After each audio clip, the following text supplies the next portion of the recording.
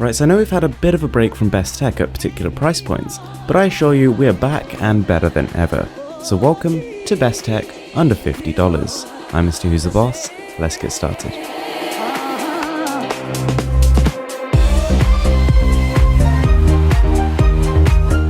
So for those of you who've been watching my channel for a while now, you'll know that I did a video on the James Donkey 007, an awfully named but actually surprisingly good mouse.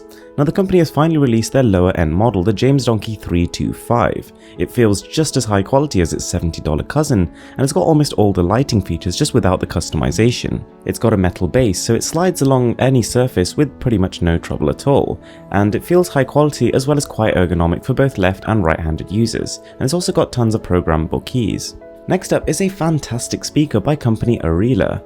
Now, can't say I've ever heard of them before, but for $27 you're getting a speaker that is not only really compact and portable, but it sounds amazing and the feature set is vast. In terms of its design, it's nothing inspired, but inside we've got a built-in 2600 mAh battery which can be used to reverse charge your phone. It's sturdy, it's rugged, and it's also got IP65 water resistance. Oh, and what's more, the dual 3-watt speakers actually sound really quite detailed. Not the loudest out there, but for the size, still very impressive. Next up is a mechanical keyboard, and the value for money here is literally staggering.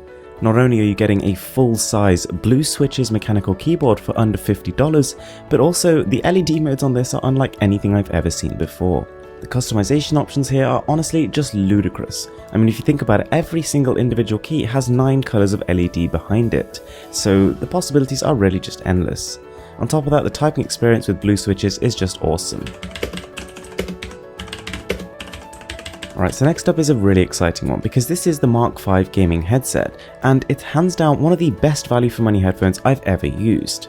To start with though, it's absolutely huge. I wouldn't recommend walking around with this, you just look like an idiot. Having said that, it's a blessing in disguise because the cushions are so plush you can just lose yourself in them. The sound is detailed, it's bassy, the sound separation is amazing, so when you're playing games you can sort of identify footsteps and exactly where they're coming from. Or when you're listening to music, the separation of individual instruments means you can really hear what's going on in the music. And on top of that, because this is primarily a gaming headset, the microphone quality is also above average. So next up we have a USB Type-C hub from Velbon. Now I suppose in terms of the value for money scale this is slightly lower on the list, but nonetheless it's irreplaceable. For those of you with USB Type-C devices, so the Chromebooks, the new MacBooks, you need this because what it does is it transforms that one slot into not only another USB slot, but a 4K HDMI port and a USB 3.0 port. So it's nothing revolutionary, it's nothing hugely exciting, but it's one of those things that you'll probably end up buying, and this one does work well. Next up is the ICare Lamp, and again in terms of value for money we're doing amazing here. To be clear, this is never going to be the centerpiece of your room. It's kind of one of those more cheap and cheerful but useful items, and for $18 I actually think it's a bit of a steal. We've got 3 different levels of brightness, we've got a fully rotational head, and on top of that, once you actually plug the mains in for a bit, you can remove it because it's got an inbuilt battery, which is something you don't see on most, desk lamps. So guys, there we go, that's it from me for now. I really hope you enjoyed this video.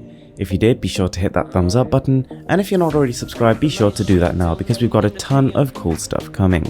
With that being said, I'm Mrwhosetheboss, and I'm signing out.